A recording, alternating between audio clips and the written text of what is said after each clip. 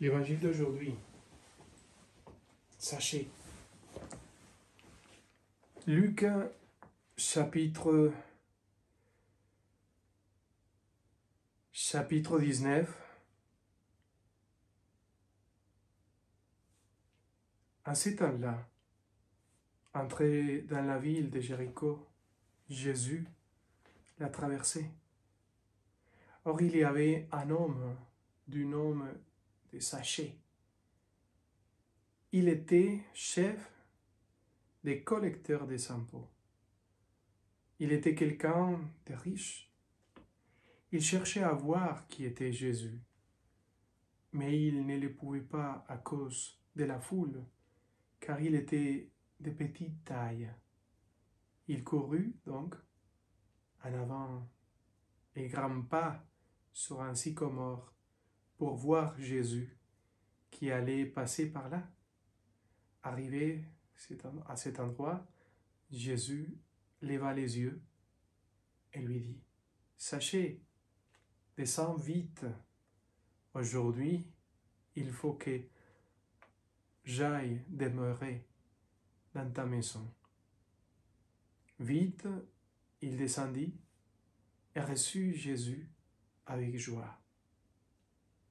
Voyant cela tous, récriminés, il est entré loger chez un homme qui est un pécheur.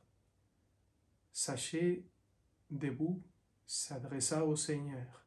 « Voici, j'ai fait don aux pauvres de la moitié de mes biens, et si j'ai fait du tort à quelqu'un, je vais lui rendre 4 fois plus. » Alors Jésus dit à son sujet: « Aujourd'hui le salut est arrivé pour cette maison, car lui aussi, c'est un fils d'Abraham.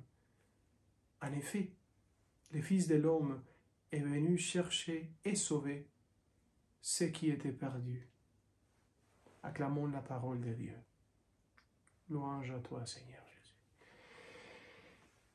Chercher le Fils de l'homme, en fait, il est venu chercher ceux qui étaient perdus.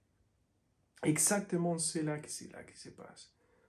Le Fils de l'homme est venu chercher et sauver ceux qui étaient perdus. C'est ça qui est extraordinaire. Notre Seigneur, il rentre. C'est pas simplement que lui, il a osé rien dire, il a regardé, quelqu'un lui a dit: « Écoute, là c'est Zachée, mais il est pécheur. » Donc Jésus a dit d'une manière timide: « Écoutez, laisse tomber, on va prier pour lui. » Non, il le regarde aux yeux, il le voit aux yeux. Il lui dit: « Zachée, descends vite, parce que moi, je vais loger chez toi. » C'est comme ça qu'il fait les choses, notre Seigneur. Descends vite, allez-y, descends, parce que moi, je vais loger chez toi. Je vais demeurer chez toi. Je vais rester cette nuit chez toi, à ta maison. C'est incroyable. C'est comme ça qu'il s'est passé avec nous.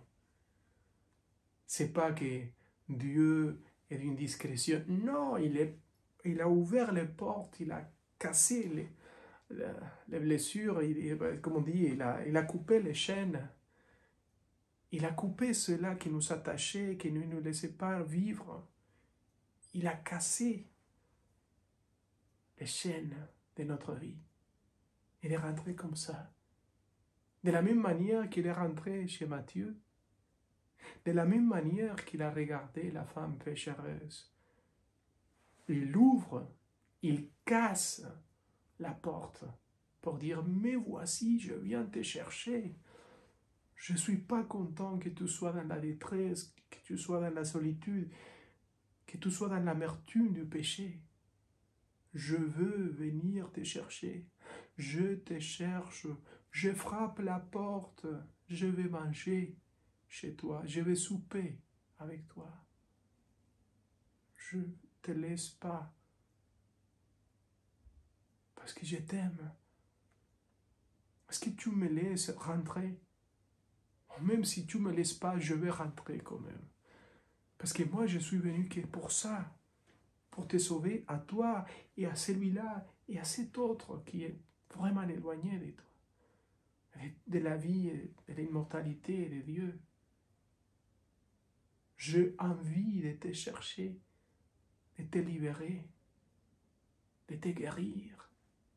Mon seul désir, c'est te faire sortir de la mort éternelle. C'est ça qu'il te dit, c'est pour ça qu'il faut prier. Il faut l'entendre, mais quelquefois il est en train de te dire ça, de te crier ça. Mais tu es tellement distrait que tu ne te rends pas compte. Tu fais des bruits toute la journée. Tu ne restes jamais face à face avec le Christ. Tu ne fais jamais silence. Écoute-le. Il est en train de crier à toi, de te dire je t'aime, je veux te sauver. Écoute-le. Ne le laisse pas passer de côté. Il veut te transformer, il veut te sauver. Et c'est que ça, un amour éternel qui te dit je t'aime, c'est que ça qui va te transformer dedans pour être capable d'être généreux et être capable d'aimer les autres. Voilà. Laisse-toi aimer. Ça fait pas mal.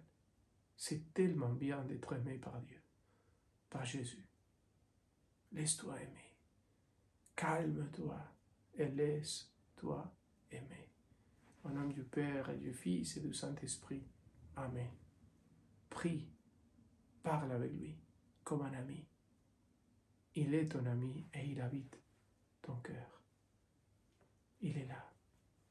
Il t'attend. Il t'attend. Il veut que tu arrives aux profondeurs de ton cœur pour parler face à face, cœur à cœur avec lui.